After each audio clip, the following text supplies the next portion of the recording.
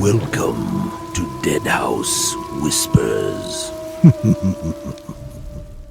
Greetings, everyone. I am Calypso, and welcome to Deadhaus Whispers, where we talk everything Deadhaus Sonata related, be it books, games, movies, TV, or what else, anything in that genre, as well as other things. And as always, I'm joined by my other host, FacelessMike, over here. Greetings, hello, and welcome. And again, we have another special guest, the one and only Matthew Curtis. There's a reason why they call you Faceless, yes. It's 'cause I ate your face, yes. We're snipping that. Yeah. Awesome. Greetings, Stealing that sir. for the intro. Hello. Hello. Are you doing? I'm doing all right. So, for anyone that is not familiar with Mr. Curtis here, you just don't realize it yet, or you haven't been paying attention. Matt, how about you introduce yourself to everyone that may or may not know you, because a lot of people have heard you even if they don't realize they've heard you. Hi, I'm Matt Curtis. I play the Ghoul on the recent show that was done for Deadhaus, which was awesome. That's just what I just did with stuff. I played with George Ledoux. We did a lot of back and forth on that. As for, I am a voice actor. Obviously, I'm very bad at shilling for myself. Things you may have heard me as: I was once Toucan Sam during 2020, so the worst Toucan Sam. Want to see the Fruit Loops world? Yeah! Follow me. Just follow your nose. Fruit Loops, part of a complete breakfast. I've been a Ninja Turtle. I was Leonardo on the Teenage Mutant Ninja Turtles crossover with Smite. I'm also one of the God releases on Smite as Lancelot, which is me. This is the honor of a knight. And what else have I've done a lot. That's so cool, We man. could legit just listen to Matt and George just do like voices all day. Not even anything particular, just doing all the different. It's like, wow. Voices. Well, George definitely Phone got me book. beat. His career is so big. And it's like, so I'm just lucky that I know George. I'm looking down your IMDb, sir. Don't tut that just yet. That is a long list. Yeah. That is quite a long list. I guess if you play a lot of point and click adventures, you probably have heard me. I've been told I have like the core of that market a little bit. I was one of my favorite roles was Harper Pendrell in Unforeseen Incidents.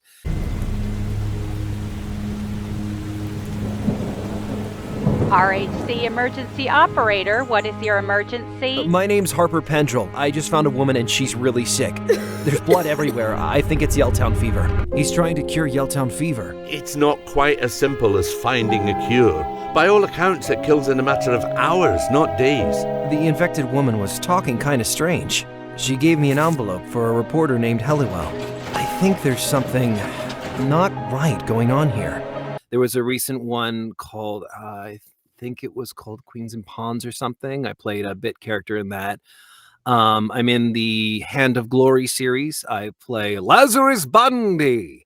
And I get around a bit. Yeah. I was going to ask there what was your favorite role, but you just nipped on it there. So the first bit is, how did you get into voice acting? That's where we all start.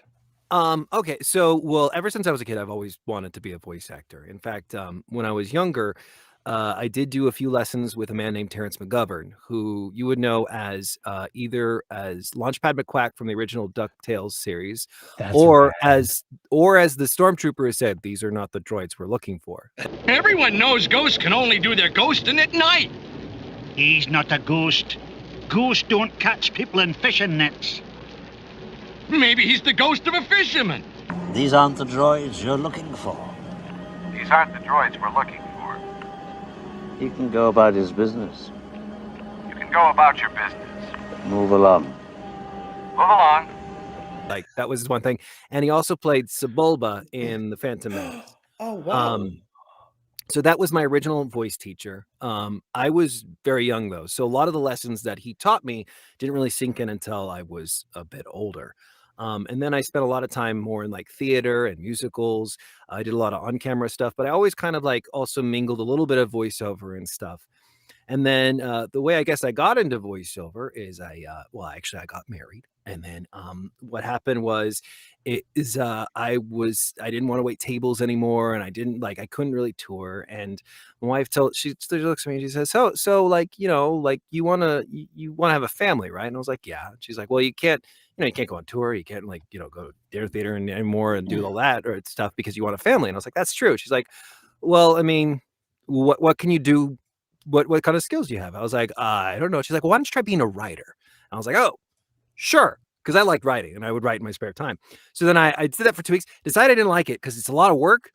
And then she was like, well, what about the microphone in your closet? And I was like, well, I just use that for auditions. She's like, well, can you do that from home? And I was like, I don't know.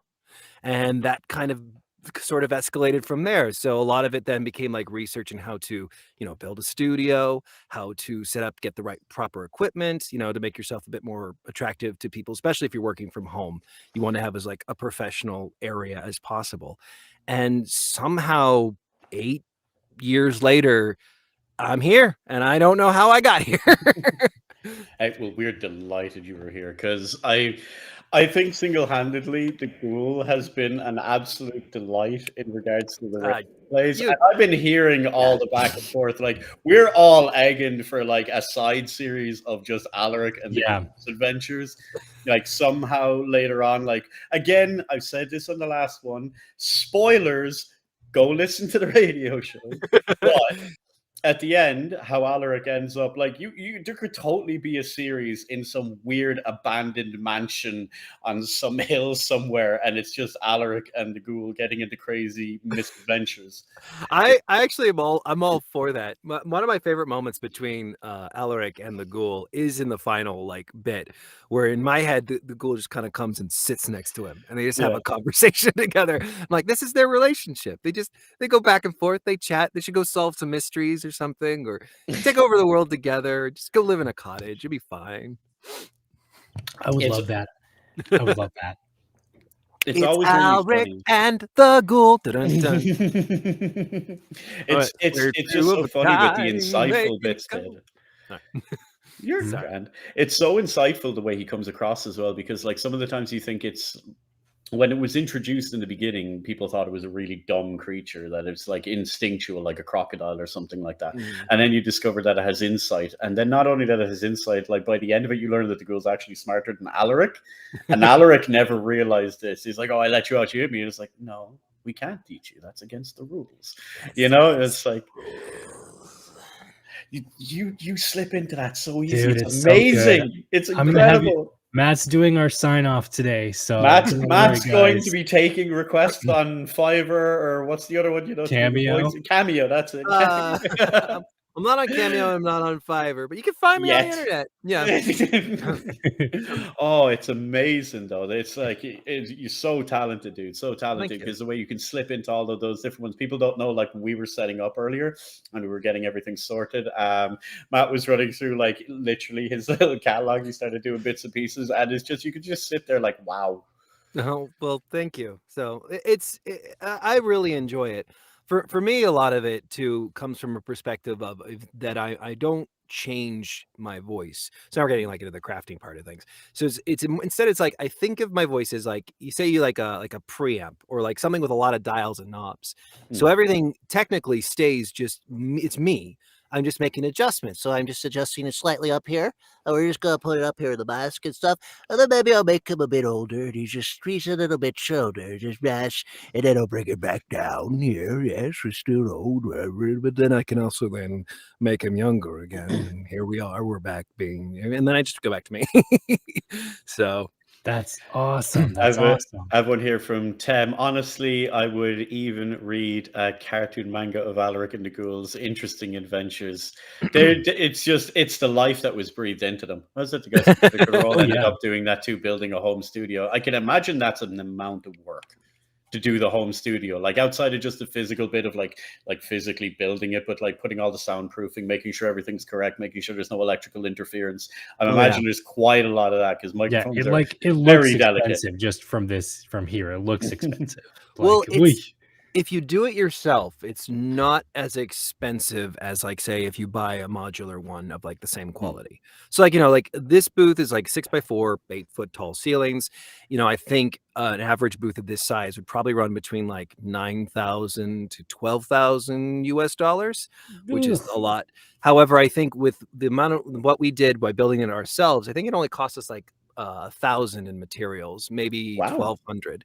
So it ends up becoming bad. cheaper. It's just about whether or not you have the time to build it. And then of course it comes down to like finagling it. And I think a lot of voice actors, they'll get their home space set up, but they don't spend that a lot of time tuning it. They don't spend a lot of time making sure that it sounds good. But especially when we first built it, I just would sit here and I make a panel, certain stuff like that, or put up some more stuff, like get bass traps and all this good stuff. So it's always a matter of fine tuning. And then what always helps is also getting other people's ears in to listen to make sure it's fine. So if you're all going to be voice actors in the chat, you get some friends to listen to your sound and make sure it sounds good. That is epic, sir. Like, I don't know. I can't remember the name of the room. I think it's like an ambiotic chamber or something. And you walk in there, and it's like the quietest room in the world, and you can. Oh, that hear one your where you can like ears. hear your heartbeat. Yeah, like the Microsoft one. Yeah. Like, does it sound like? I'm sure your booth sounds amazing to you, but like, does it feel like that when you're in there? Because the closest feeling I've gotten to I'm in a sound booth is just walking into my closet, closing the door, and staying in there for like 5 minutes. I mean, like it is different in here than being out there. But I think I'm so used to it now that I don't mind it so much. Like it's quiet. It's not perfectly quiet. But it does a good job. Like one thing is like, every once in a while I have a train that actually is like 100 yards down that way. And that's one of the reasons why we had to build a booth, especially, is because there's a train going on and there's a main street right out the door. So like that's why I have to like have it be very, very quiet. Sometimes the rumble does bleed through, which is a bit annoying, which is more of I can imagine that, Matt. It's like you're in the middle of your workday, you've a load of lines to record. It's like, oh no, time for a break. Why? The 2:15 is about to pass. No, I usually like, because I can feel it in my feet. So I'm always like, if they say anything, then we'll take a break. Because like a lot of actual like engineers, like when I've been actually up in New York and I was recording in a studio there, like you get the subway going by every once in a while, and every once in a while it just did bleed through. But yeah, so like usually people are pretty understanding about it. Usually they don't say anything, so I'm assuming that it's fine. But yeah, like so it is different sounding in here, especially once you get used to like not hearing the reflections bouncing off the walls, and you go out there and you just like start hearing it all over the place. It's interesting. Now, as you touched on there, you said that was your favorite character too. What has been your favorite piece to work on that you can talk about publicly? Because I know, as we were talking about before, you need to sit and remember. It's like, wait, has this released yet? Is that public knowledge? It's kind of favorite piece. I mean, like there are a few pieces that I really enjoyed working on. The Ghoul, especially, was like one of them, and other stuff that I've done for Deadhaus. Yes, also. Not that I can really, I don't know how much I'm really allowed to talk about that stuff. I really enjoyed when I was in Smite doing Lancelot. That was a lot of fun, and doing some of like the established lore for that character. There's a role that's coming out soon. There's a game which was a lot of fun, but I don't know if I'm allowed to like talk about it because I don't know if they've implemented me yet, and they're just doing like a big playtest demo for it. If this is related to something George was talking about the last time, no, you're not. I don't think we can talk about that. I don't think so. Maybe, I don't know. No, there's other stuff. I also another fun role that I did recently was Mr.Chary on The Hunt. That's awesome. I love that game. I love that you're in that game, and I know that that's you now in that game. Like I hype so hard. It's so good, man. I'm sorry for interrupting you. Go ahead. No, it's Prices will stay the same, but the amounts are all a bit hazy. But this is it. This is everything I've been working towards. So many sacrifice, so many fighting, all for this moment. The sculptor will be nothing to fear. Louisiana will be remembered for ending these incursions once and for all. And Fine. Like I love that character because he was like, I regret to inform you, and so here, and I love being evil. And just, oh yes, this is it. This is everything I've planned for. And it was just a lot of fun. I really hope he's not dead because I would love to come back and do it. But that was also really telling because I know, like, I was checking out the Reddit and stuff because ego. And people are like, oh, did they get Troy Baker to do it? And I was like, haha, I'm off-brand Matt Mercer, who's off-brand Troy Baker. So there you go. The funny part is that was nearly at the very start. Is this the guy that's better than Troy Baker? Yes, Yeah. yes, it is. Yes, it is. Any day. Matt Mercer. We even talked about that with George. How I think the guy is named Jonah Scott, if I'm not 100%. Jonah Scott. Scott. He's really a cool guy. Like, yeah, I had a couple interactions with him back when we were doing Dying Light 2, and I didn't do anything big in that. Like, I was mostly laying down scratch track and doing like some background stuff. Originally, like, it was fun because like I was doing like this sort of mentor character. And it was like maybe they were like playing with the idea, but eventually they went in like a completely different direction. Like, but when I was like, when they had it for me, it was like this older guy who was here and he was teaching Jonah how to do everything. And, you know, we're going to jump here and we're going to do this, you know, different stuff. Fuck this. And I swear, sorry if that's not allowed. No, we're good. Very good. But then they went a completely different direction and went with the French guy, who I swear was the French guy from The Boys. I mean, it wasn't the same actor, but it was like they watched The Boys and went, we want that. And so that was the direction they went. So, but I laid down the scratch track, and in the process, I did meet Jonah. Like Jonah and George and I did like some sessions together, and he's a really, really kind, really nice guy. I kind of wish I got to like know him better before. Like now you can't talk to him because he's so. He's everywhere now. I heard stories about you and George and Chris at a convention. I would have paid money to go and witness that. That must have been absolutely hilarious. It was a ton of fun. It is when we went to Magfest together. So, and we went. It was me, Chris, another voice actor named Melissa Medina, who is phenomenal. Chris is phenomenal too. And showing up and seeing George for the first time, and George for some reason thinking that I'm a much shorter man than I really am. And being surprised, and then just like we had like a fantastic time. We did this. We started a chant where and it kind of spread. Didn't really get the kind of thing, but like he was doing this thing, but everyone was George, George, George, George, and eventually it kind of spread to the rest of the event, and it was pretty funny. And like other people would start taking up the cheer every once in a while. It was pretty great. We need to start. Okay, any of the Deadhaus family watching, we need to start doing that anytime George jumps into anything on the Discord or anything. George. You have no idea what you've started now, Matt. Go on his Twitter. Hashtag George. Yeah, if it'll let us, yes, that's going on right after this. George campaign. But that'd be phenomenal. I just love listening to you like slipping into characters when there's been a drink or two too many, and the insults start flying in character. It'd be absolutely hilarious. So with that, what do you prefer? Like you've got quite a list here, right? Of all of your video game stuff, and you've done a lot of TV stuff, and you've done like cartoons and all. What is your preferred? Like, which do you find easier or better, or like which you prefer? Like, if you're doing like voiceover for cartoon, voiceover for like TV show stuff, or do you prefer game? Or is there a difference? There is a slight difference then like some things overlap. Like animation, I think it's tough.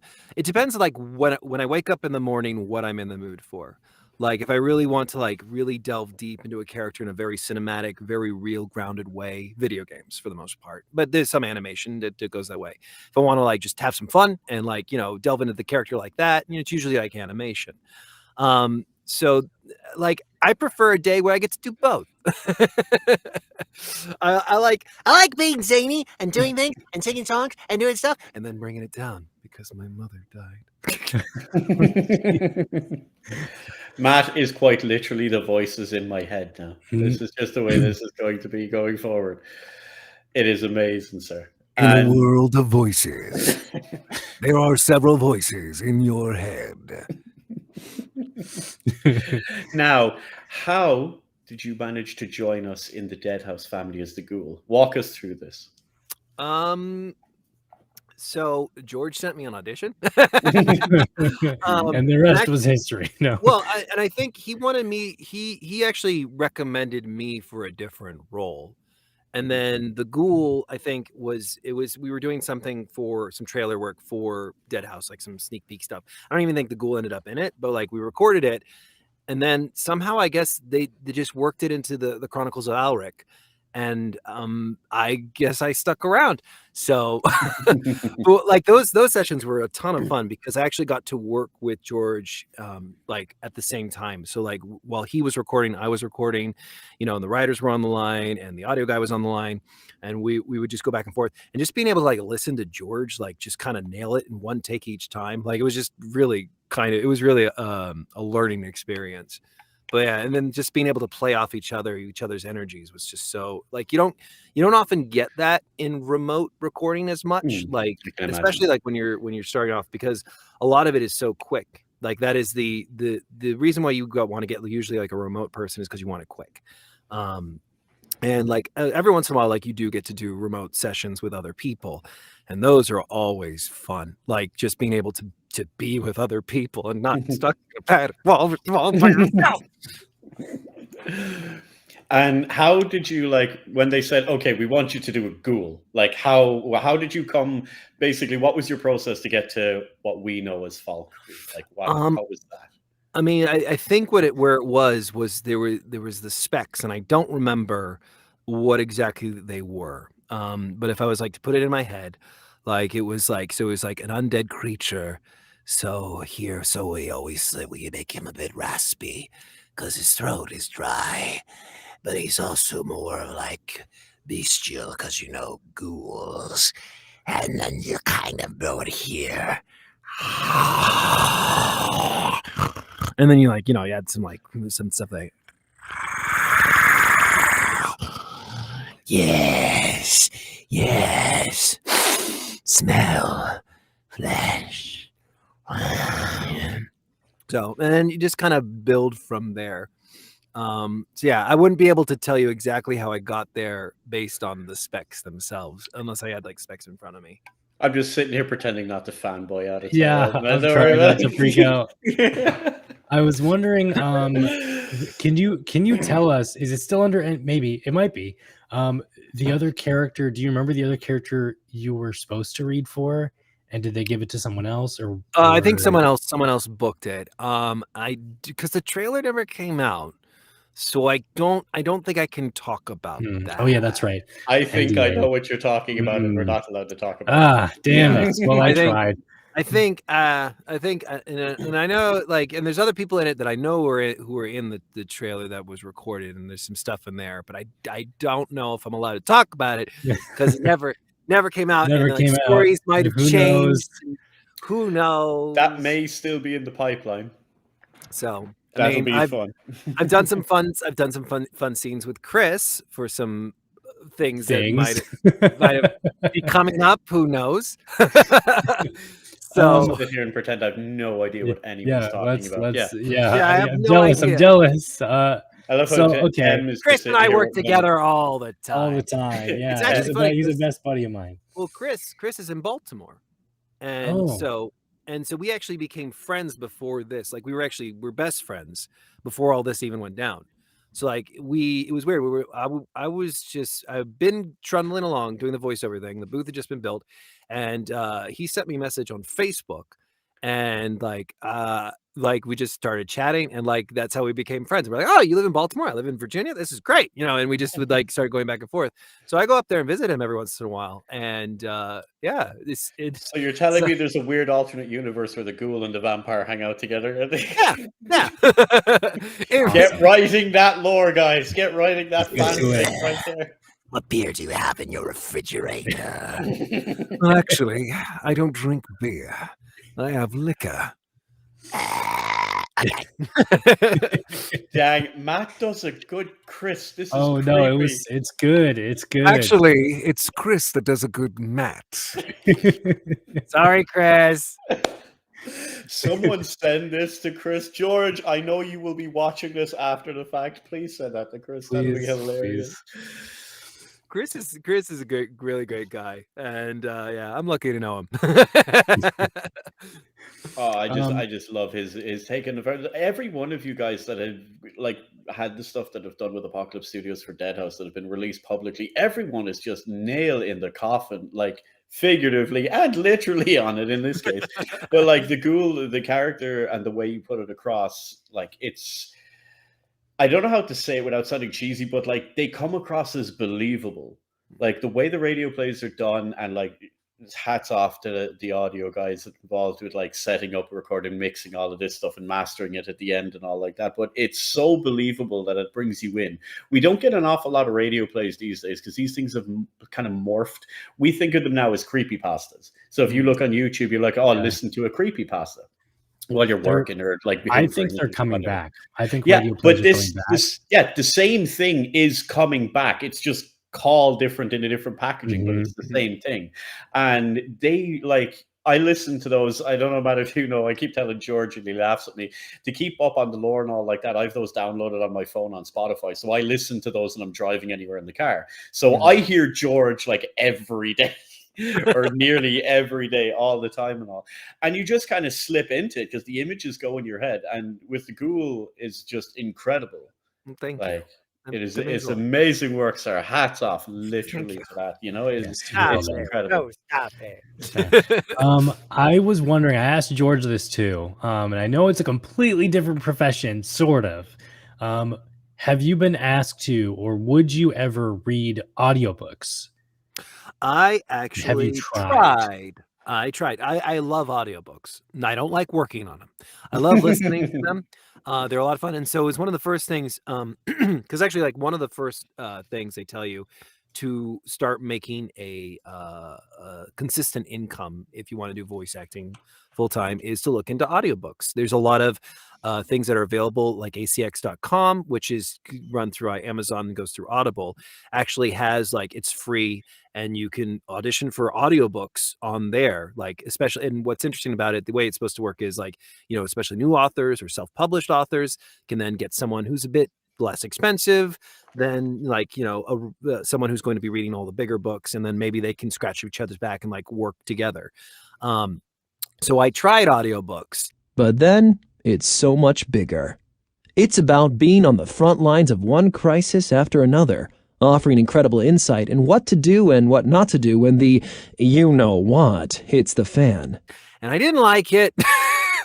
It was, I don't know. Like, I thought it would be like, oh, I love reading. I love listening to audiobooks. And I love voice acting. This will be a cakewalk. And it was just like, no, it was not. I did not enjoy it at all. Perhaps I could have taken another route to get to my destination, but I didn't. I admire your honesty, sir. I admire the honesty. I mean, I want to like it. I want to enjoy working on it, but maybe it was because it was very early on in my career. Like I had really no idea what I was really truly doing. And so like I thought I would develop a system to make recording easier, and it just didn't come, and like all the different stuff. And then when I finally did like pump out a few books, like I got like one of the worst reviews for me ever, saying I was the worst voice actor and stuff. And I was like, ow, my pride. And so yeah, and then that wasn't like thing. And then I kept going. I kept trying to go, but like also like for talking about like consistent income, it just wasn't there for me. Like I just couldn't get the books that would, you know, pay enough or would, you know, represent enough of a budget for the amount of work that would go into them. And so my whole experience with audiobooks has not been very, very good at all. Maybe one day I'll return to them like later on, but I would definitely prefer to be there's a director and there's an engineer on the other line, and I don't have to do any of the editing. Like, so that's what I was wondering, because George's story was the same when I asked him. He's like, he had to do all the self-editing and everything, and it was basically a one-man show for reading a book. I was out digging. Rig was belly aching like usual. The stupid solar. wagging his two tails like he had some kind of itch he couldn't scratch. How are we gonna make it if we don't have something to sell? Even if it was like from You're like a essentially well-known getting author or one something, person to produce an to album do at that everything, point, right? yeah, which is crazy because unless it's like, I guess it's behind the scenes thing where it's like if Audible's showing off that they're having this person read an audiobook and they have a person just doing the engineering behind the scenes and editing it, and they just have someone reading it. I figured that's how it would be all the time, but I guess Neil that's not the Gaiman ain't story. doing his own editing. Yeah, jeez. No, like a lot, especially like early on. Like I have a friend who does audiobooks, and he's very, very good. And there's some really interesting tools that you can use nowadays that make the job easier, including AI. But the tool that he uses for AI sounds like actually like a really cool way of time saving and stuff. What it is like he actually just puts all the audio that he's recorded, and then it just reads the text, and then it basically goes, this word is wrong, this word is wrong, and this word is wrong. So instead of having to go back and re-listen to all the mistakes, it basically pinpoints where the mistake was, and then so that way you can go in and fix it, which is a real time saver. Wow. And he does a really good job as well.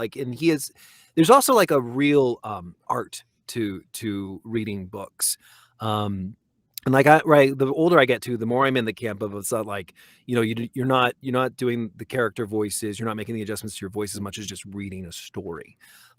Accents are probably important, but probably not voices themselves. And then there's just certain cadences to get locked into. There's some really good audiobook narrators out there. I like R.C. Bray, is very, very good. He originally did The Martian.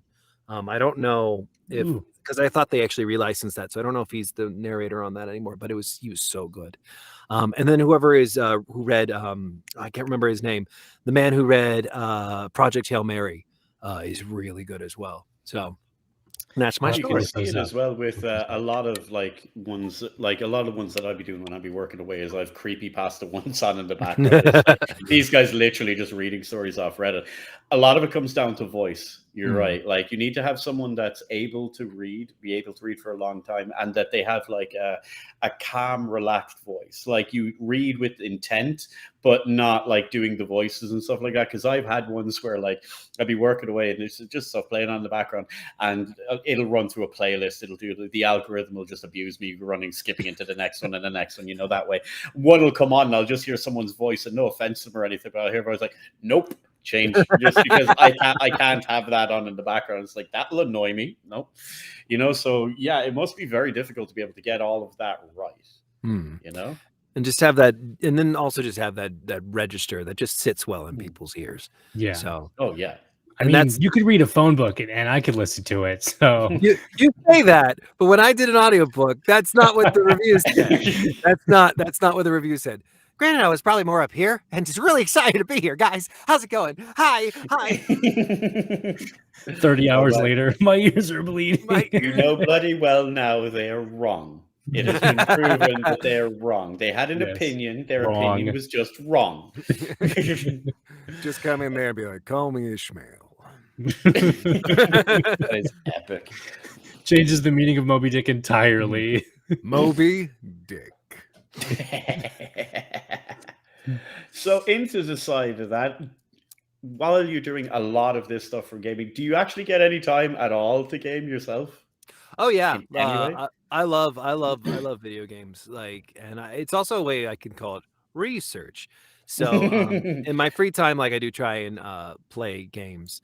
I recently I got on the Xbox Game Pass, and so I love that. I know it's bad to say it publicly because everyone's like, "Oh no, you're meant to hate it." No, that's legendary. You get free games. It's awesome. Yeah, because I was like, I want to play Hi-Fi Rush. That's on there. I'm gonna play that, and I've been really enjoying that. Breath of the Wild has kind of been my staple, but it's not. I don't have a Switch or a Wii U, so don't tell Nintendo. No, we didn't hear that. That came through badly. Man. We didn't hear anything. I was playing. So I was playing through Hi-Fi Rush. I love Deep Rock Galactic. I love that game so much. It's funny. So this is a voice acting story. So there was a trailer that came out for I think it's called Dragonair something gods. And there's a bit, it's like has a lot to do with dice. It has to do with like D&D. Like there was a recent trailer, and like there's a dwarf in it, and he comes out and goes, "Oh, it's solid gold. Would you look at that?" Well, that was me.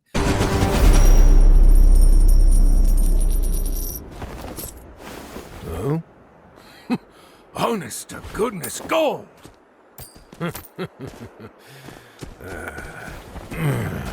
Oh, by the ancestors' hammers, would you look at that?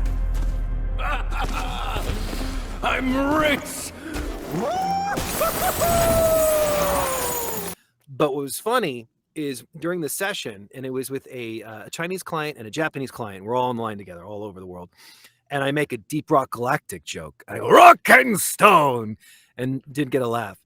If you go in the comment section of the trailer, they got it. Making Deep Rock Galactic jokes, and I was like, "Yeah, they get it. They get it." That's cool. That's Rock cool. and Stone, or we're not going home. Rock and rich. Stone. We're rich. We're rich. We're rich. I'm rich.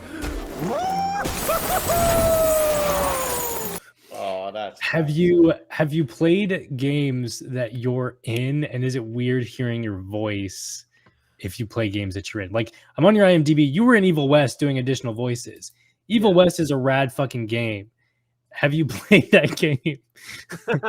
I actually have it installed. I haven't tried playing it yet. So, you know, like, but I did look at the gameplay and I was like, "Oh, there's me." Like, I'm a few of the bandits.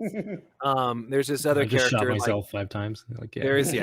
There's this other character in the hub world who's like, "I knew your father before the war. You know, is here." And I think there's a couple others. I don't know. Yeah, so I haven't played Evil West. I tried playing Unforeseen Incidents, but I couldn't stand myself. That's a bizarre feeling, I'd imagine. My first game I ever did, I did play all the way through because actually that was kind of a fun game. It was called Midnight at Celestial Palace Part 1. It's a point-and-click adventure. It's a musical point-and-click adventure. Ooh, that's I'm instantly going to find this right now. Yeah. I mean, I don't know. It was a lot of fun. It was like the first time someone like entrusted me with like a main character like that, and it was a lot like very cozy, like, you know, style to the game. It was a lot. It was a ton. Oh, of this fun. is all cutesy looking. This is kind of cool. Yeah, it's very short experience. It never got like a part 2. Every once in a while, like they say, they're like, "Oh, we're gonna do the part 2," and they never do another one. Then they never do it. Well, you know, because funding and money and stuff. And everyone gets older. But yeah, that must have been like 7 years ago, maybe 8, no, maybe 9 years ago. I don't know. That's a long time ago. Yeah, you're everywhere. You're everywhere here. What pays more? Doing like main characters or doing like a bunch of additional voices? So in voiceover, unless like you are a, you know, big star like say Matt Mercer or Troy Baker or Nolan North or Jennifer Hale or like everyone up there, like you're most likely going to be working at scale and no matter what you do. Okay. So, you know, background people will make the same amount as whoever is playing like the lead character, but the lead character just will be around for more and, you know, have more like hours usually. You know, there's all sorts of rules. Like I think like union rules, you know, there's the set rate for like a 4-hour session, and then they do like up to 3 characters. And then the idea being, of course, is that you maximize the person's 4-hour time. So instead of like, because you will be getting paid for 4 hours, they, you know, should probably be using you. So like, that's also why developing that adjustments to your voice to change them becomes a very valuable skill set, because it can save other people money. So they don't have to hire other voice actors. I don't think it's actually as practiced as much anymore.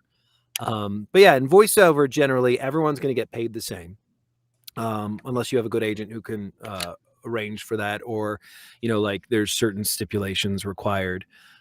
So yeah, I mean, whenever I've done it, I've for doing a main character versus like additional voices, I guess depending on the project and how the negotiation went, I would assume that we all got paid the same. So okay, which is more fun though? Main characters or getting to focus on the one character, or doing like a dozen like the side ones? I think it depends on the character. So like, say you get to have like a really good meaty main character with a lot of pathos and a lot of like internal struggle and like really like strong, like something that you really feel like that is such a rewarding experience. So, but like a bland main character who's just kind of a foil, like, just I'm here to say lines and say them in a cool voice. It's not as fun as say like coming on and being like, "Hi, it went that way. Don't listen to him. He don't know what he's talking about. Has anybody seen my sheep?" That is awesome. Now we have a question from the chat. Matt, if Deadhaus was released tomorrow and you were going to play it, which class would you play? See, I don't know much about. I'd have to sit in front of the classes and look at like what the pluses and stuff were. I think I'd just play as Chris starting off. And be like, I picked take a the little Chris video class. for Chris and be like, "Hey, Chris, it's you. Look at you, Chris." So I want to I would want to sit there and look at the stats first and be like, all right, so I don't want to build my character. What do I want to do? You are actually very detail oriented when you're going to go into your own kind of gaming space, yeah? Yeah, for the most part. Usually I like high charismatic characters who do a lot of talking. And I like playing games where you get to role play a bit. I play Dungeons and Dragons like every week.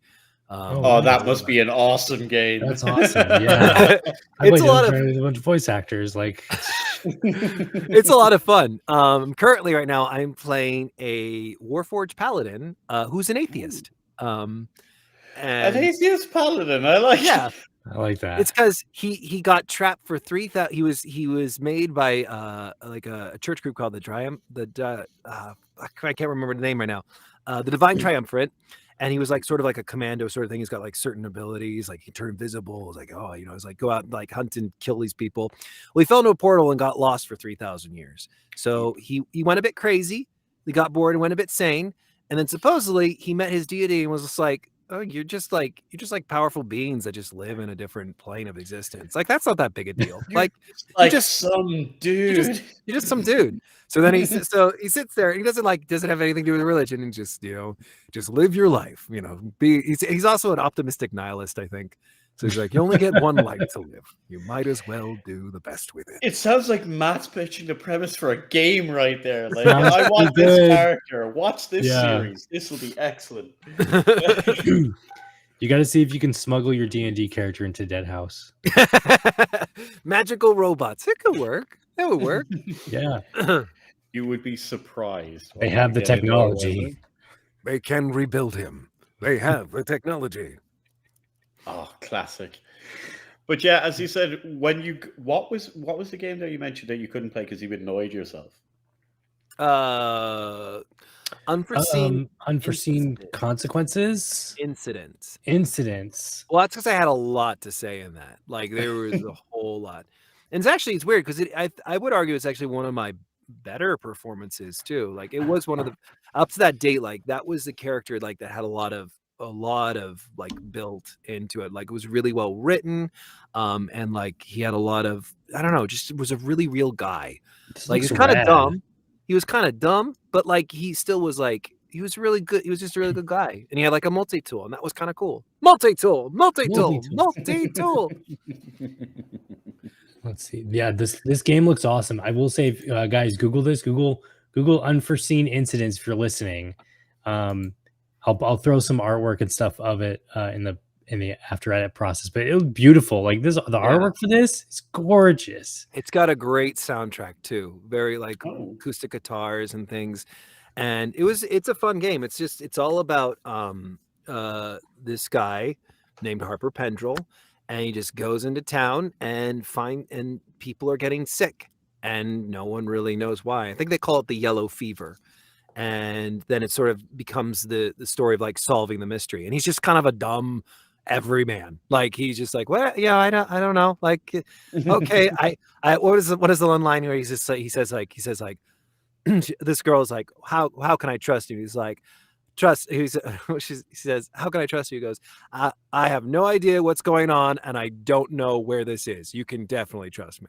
Like, blunt honesty. That's how you can trust me. So it's great. That's great. Another fun character I really enjoyed playing was what's his name from Ghost Runner. That's right. I was gonna ask you about that. I saw that Calypso you were has in been Ghost Runner, wanting to and I pick was on hyping Calypso. up because fucking Ghost Runner is badass. And you played Connor. Yeah, Connor. Yeah. He's such an asshole, but fucking awesome, dude. That's so cool. That's so cool. Everyone go play Ghost Runner right now. Fucking yeah. Matthew It's really Curtis movie. hard, Awesome. but it's a lot of fun. Like that game too is just like that game is incredible. The one thing I wish, and I suggested it to them, but like they said, well, it's a money thing. Is I really wish that there was an option once you beat the level that it would rewind and like go through and do your playthrough. Oh, that would be cool. That'd be cool. That would be cool. Maybe But in the sequel. Maybe in the sequel. Maybe. Guys, go give them money. Go give them money. Give them money. It's on sale all the time now for like $7. You have no excuses to not buy it. If you could do that and you could like switch it to a more cinematic camera, you could move the camera around and all like that. That would be perfect to like upload, because I'm a big proponent of not all games, but quite a few games recently. I've been moving to the, having the screenshot mode and being able to like take screenshots and all. People are like, why would you bother doing that? One, people love showing off because they love showing you, hey, look at the pretty cool thing. Number two, free advertising and marketing. Exactly. Like when you go to do it, that's why like the Switch, the Xbox, the PlayStation, they all have the share button. This is literally like built-in marketing, and having that is amazing. Some of the best images I've seen or videos that I've seen have been from fans who used the in-game, photo tool or like video recording, whatever stuff. It's like, and then there's your trailer. There's your screenshots that you can put on Steam, whatever. Like, it's great ideas. So another notch on the board. I'm about to say it again. Like The Witcher 3. Mike wants another one. Like most of the stuff you will find online of that is literally fans sharing screenshots and sharing like little clips and all like that, because it is infinitely shareable, like little nuggets of interactions with Geralt and like this character, Geralt and this witch, Geralt and this goblin and all like that, all these different things without the game. And it's just incredible. Why wouldn't you let your fans share that? I know a lot of people are saying about spoilers and stuff like that, but to be honest, if you're interested in the story of a game and you're genuinely interested, you're going to go and play the game. You're not just going to like sit and watch snippets online. So there's no fear of that. Yeah. I mean, the whole video game industry is very, very, very secretive beast. Like you can, like I did a session. I had to go into a studio because they wouldn't want me to do it. And I had to actually go in there before they would even give me the script. So the first time I saw the script was there to record. That's crazy. And they don't even let you know what title you're working on. Everything has code names, so like, and you sign a million NDAs. Sometimes it's easy to like kind of tell what you're working on. Like I remember when I did the audition for Smite TMNT, like the basically based on the specs of the characters and like their references, I was like, these are Ninja Turtles. These are definitely Ninja Turtles. Yeah. And so like I kind of did my research, and that's how I probably booked it.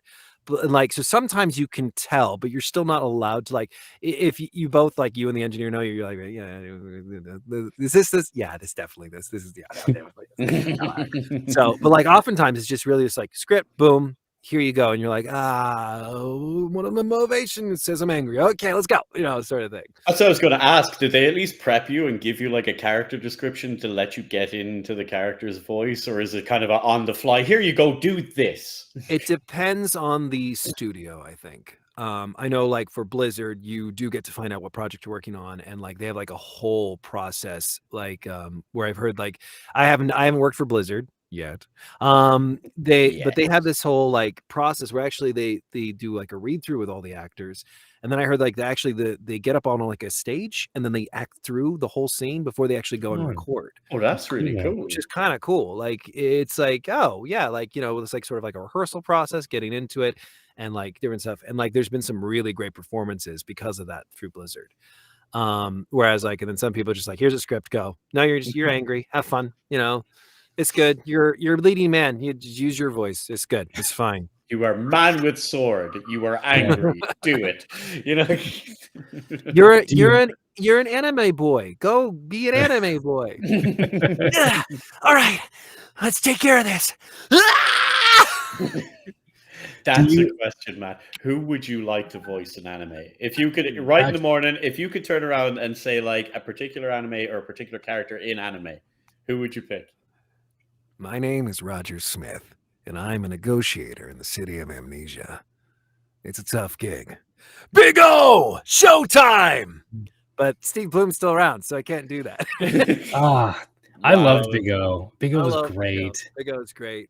I'm more of like a 90s, like late 90s, maybe early 2000s protagonist anime voice guy.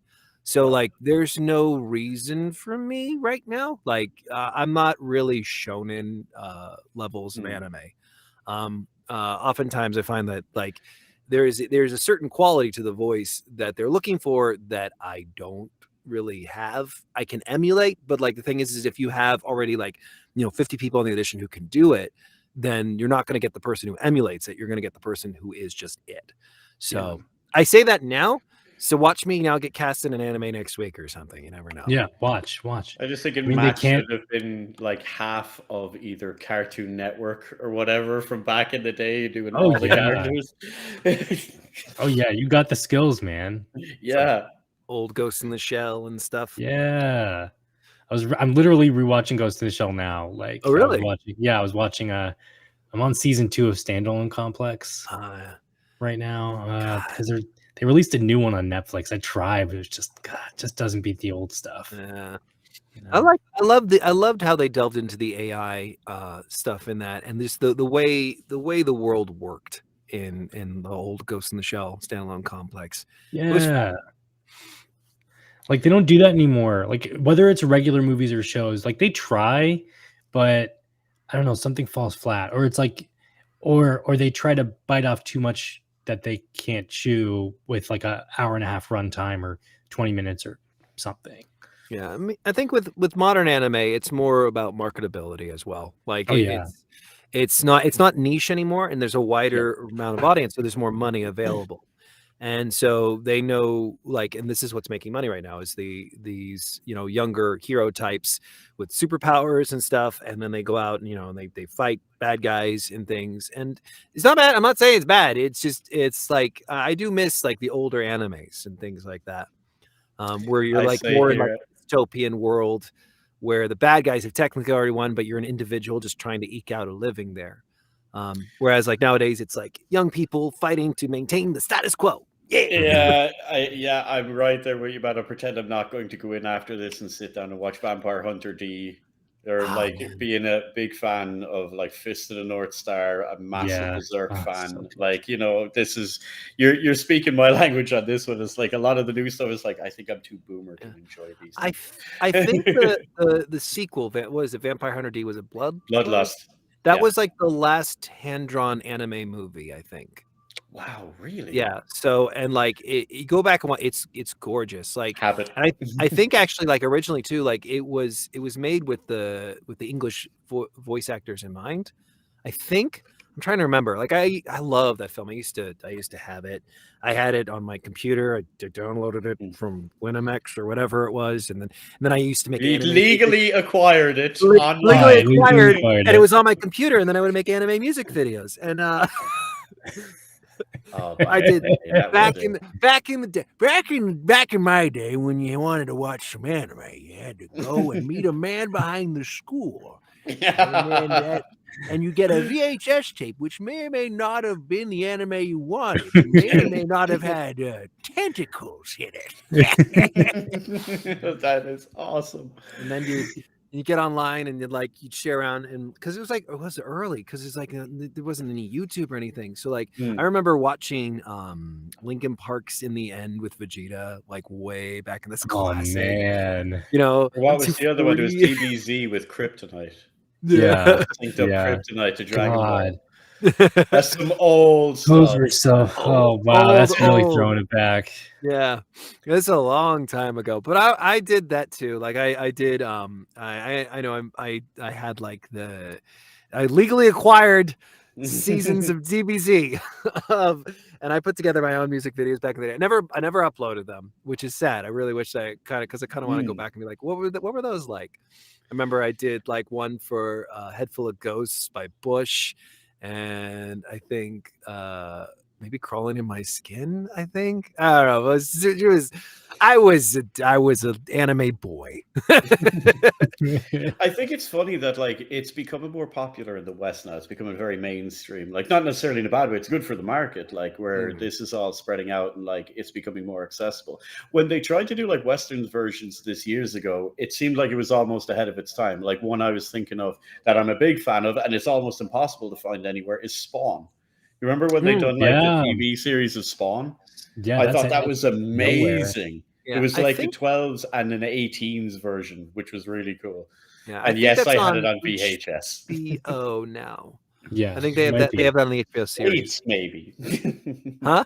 In the States, maybe. Don't forget. Oh, Over here on the that's other true. side. Yeah. That's why this stream is brought to you by NordVPN. We wish. Come on, Nord, help us. But yeah, that brings another one, Matt. You'll be joining me on this side of the pond in the not too distant future. Do you want to tell us about that? Scary. I can imagine. Yeah, I actually will be moving to the UK in about a month. And it's going to be a thing. Hopefully there'll be no interruption in service, of course, because we'll have a booth and everything set up. But my wife is from the UK. And so one thing is we, decided that it would be a good idea to take the kids over there. It's a bit safer than the United States. And also just to be near some grandparents, because unfortunately, like in my situation, I don't really have that. I don't really have, like, I have my dad, but my dad is my dad. Yeah. It's got even more personal information. Yeah. But yeah, we're moving to the UK. Don't tell LA, because then they might not hire me ever again. No, I think those days are gone. I think with the whole thing with the pandemic, it actually helped break down doors in a lot of industries to show people that remote work is like not only a good thing or can be advantageous, but it really is the way forward in a lot of scenarios. Plus, trust me, you'll be at the UK. There's plenty of work. Plenty of work for an American over the UK. You're fine. That's kind of the hope. There was a bit of a reaction to once everything reopened and things to try and pull things back to the way they were. Not gonna lie, it was a bit disheartening. And a lot of that too also stemmed from the fact that one thing I realized is I just assumed everyone who did remote recording just had an awesome sounding remote recording place, like, because I assumed everyone did that. Apparently what happened a lot of times too during the lockdown is people would say they had a remote ready studio and they didn't. And so a lot of producers got burned, and so a lot of people started to not trust when someone would say they were a remote talent with a broadcast ready studio. So there was a lot of backlash to that. And I've got a remote studio. I've my Blue Yeti right here and my laptop.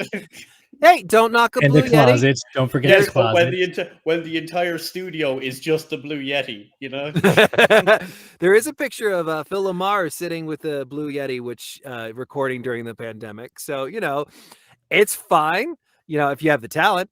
Exactly. So, but that's like something I wanted to know this really quickly. What microphone are you using? So there's a story here. So this is what's called a Microtech Ghoul M930. You can see it's very, very small. So I wanted to try this mic for so long, and I bought it a year ago, and I have not used another mic since. Well, that's a lie. I used a Sennheiser 416 earlier today because it was specially requested, but that's the only time. I actually have like the golden grail of microphones out there. It's called Neumann U87 AI, which is, I saw that on your IMDb. Yeah, most likely that was my go-to microphone for a long time. So I always wanted to see like how good Microtech was, because there's an interesting story behind Microtech and Neumann. So originally, Neumann in Germany had two factories, one in Gefell and then one in Berlin. I think it's Berlin. But yeah. So anyways, so what happened was the Berlin Wall went up and the factories were separated. And so one was Microtech, and they stayed and developed their own microphones. And as you can see, it's a tiny, tiny microphone. They were being developed on the communist side. And then the other one was Neumann. And so you had these two microphones being developed, these microphone companies developing like microphones using the same capsule, but with like different materials and whatever they had provided. Now, theoretically, Sennheiser acquired Neumann, So a Microtech was never acquired. This is actually a legitimate Neumann microphone from way back, like you would say from like there with the pedigree versus an actual Neumann microphone. I just find the whole story like super fascinating. And then when I went the equivalent Neumann microphone of this is the TLM 103, which is slightly bigger. But this, I love it so much. It's so tiny and it's just, and the sound. Yeah, you don't is have just to like so do rich. anything when you edit, right? Yeah. Like that's the whole point of like those microphones. It's like this. I'm using a Samson G Track Pro or something. I got it on eBay for $70. Best deal of my life. Never use another microphone again. But I do have to finicky around with a lot of sound if I'm recording a YouTube video or something and try to make it sound good on my end. But microphones like that, you just speak into it and everything is good to go. And it's like perfect right from the get-go. So, well, this is the thing. No, because what really truly matters is your space. So you can have the best microphone in the world that makes you sound like you are right there in the room. But if your space sucks, there's no getting around that. That is just terrible, just going to give you terrible sound. If you're all out there like interested in voice acting and stuff, the most important thing to focus on first is space. Because you can have a Blue Yeti in here and it probably would sound awesome. Like, because there wouldn't be anything like that. They could work with the sound. It would be fine. Like, this makes it better, like, because it's a nicer sound and it's more like neutral, natural, and comes out. But like, you could probably put a Blue Yeti in here and like most people wouldn't be able to tell the difference. So it comes down more to your space than your actual microphone. It's great to have the gear. The gear is kind of necessary, especially if you're doing remote recording and you're working with bigger studios who expect a certain level of equipment and especially want to match microphones, which is one reason why I haven't like sold my Neumann or my Sennheiser, because those are the big microphones that you would see in any studio. But it's just about your space. Just get your space all suited and you're good to go. All right. Well, thank you for the advice. That's actually incredibly enlightening, because that's something that a lot of people wouldn't know. Like, for example, one of the things I've learned over the years, because my background would be more music and then later on like being into horror, whereas Calypso's is entirely in cinematography type stuff and filmmaking. A lot of people overlook lighting. That's the key thing. So in regards to voice acting, it's your space. Yeah. The equipment's great, but if you don't have the right space, it doesn't matter what you're using. It's going to sound like crap. And like the thing is like a space it's really actually pretty easy. You can get a good space with just some moving blankets and like some PVC pipe. And as long as it's quiet and you make sure that maybe you got some carpet on the floor, maybe if you're like me, you need tons of bass traps just to trap all the resonance. But that's a great way to start off. The easiest way to do it is just throw a blanket over your head. And like, that's not gonna lie, Matt. I'm not gonna lie, Matt. I'll tell you some things. I've been in metal bands in my teen and early 20 years. There has been recordings in the toilet with mattresses on the walls, for the vocalist, makeshift studio and two crappy mattresses stuck against either wall with a bit of like egg cartons literally at the back over the toilet. I've done that. We've all been to some level of that kind of cheese. Yeah. I mean, my first space that I recorded in was a closet, and a closet actually is a good place to start. If you have a walk-in closet, the clothes themselves actually do a really good job of absorbing the sound and reflect and making sure. You just have to make sure, of course, like any other parts of the wall are covered, which you can do with like blankets or a mattress or anything. Like, it's just, it's just about getting it dead. And then there's a difference in like for quality of sound too, like music versus voiceover. So like for voiceover, especially, it's like you want it dead. You don't want really much reflections. If you're lucky, you can, like, some people like have booths and have designed them so that way you don't get any like reflections and they sound dead, but they sound like they're in a big space. Like, I don't know how to describe it. Like it has a much more clear tone, which is it works, and there's like a lot of science behind it. It's complicated. Anyways, but then like for music, you definitely want some like some reverb, you want some echoes and stuff and different things like that. It's always funny when someone like tries to go to a studio to do voiceover, but it's actually a studio for music, and then you can hear it like, because it's like, it sounds like you're in a nice like spacey space with lots of echo and stuff, but can't use that That's I can't use that. I had to laugh. I seen a comment here from earlier on. It's like Jaina was saying that my sound booth is a couple of couch cushions around my PC and a microphone. And it's like you make with what you do, and it'll work. Whenever you're on, like, there, if you actually, like, you know, look up any like voice actors when they're on the road, inevitably one of them will post a picture of them in their hotel room where it's like they've got their pillow fort and a little microphone on a little stand and their little iPad, and they're like, I am recording promo work or something. I'm not going name dropping, but when we were at a horror convention, there was a particularly larger actor who had told us at the time that they were doing voice work for, again, something I'm not allowed to talk about, but they'd gotten a message on their phone. It's like, oh, we need more versions of this. And they borrowed a microphone. I think it was a Shure SM58 that we just had lying around. And so literally went up to the room, recorded their thing, and sent it off because they needed some stuff. It was for animated things that may or may not have been Transformers related. So I can't say anymore. Oh, so it wasn't George. Oh, no. Man. No, I have not got to meet George in person yet, and I'm dying for the day that I get to. I think it would be absolutely hilarious. That'll be. He's a stitch in person. Let me tell you, he's great. He's a great guy. He's at MagFest. He's like, I'm being all grumpy and stuff, but you could tell. You knew he was happy. He was happy. I sit and talk horror with the man all evening because he remembers all the good old stuff, all the things that I'm almost on the cusp of being too young to, and it's rare that I get to say that these days. Well, he's working on a current project. He's calling it Theremin Theater. Yeah, I watched your first episode of that. Cool. I was awesome. about to say, yeah, it's interesting. The premise is wild, buck wild, because it's just like, here, voice actors have a script and let's see what you do with it. They have no information going into it, and they just kind of have to do it. So, recommended. There's a plug for you. I'm shilling for you, George. Yeah. George, do you hear me? George. We're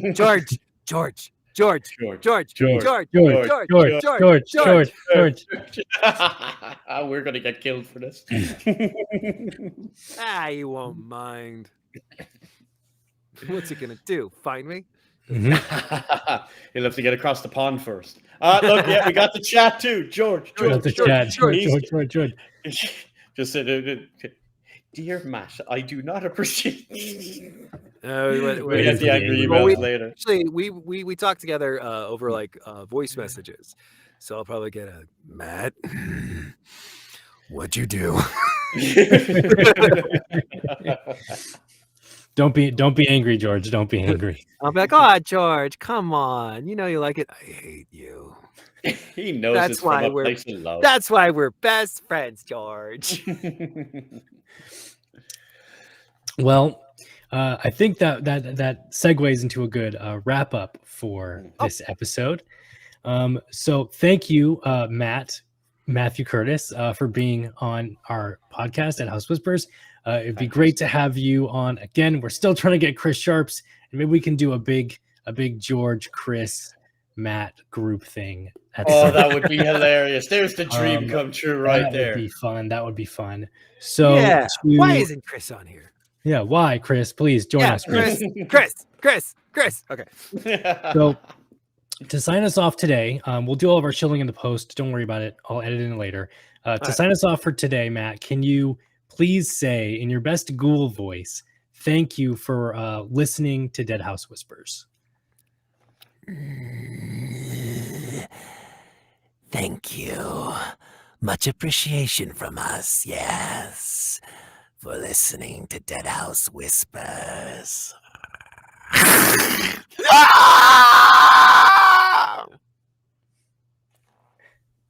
Thank you so much, sir. I didn't know what to ruin the end of that. That was epic. Thank you, that was man. great. That was great. Legend for joining us. Thank you so much. Thank you. It's a real pleasure. And with everything and all that stuff said, we will see you guys in the next episode. Bye, everybody. Bye. No, you all are awesome. You're awesome.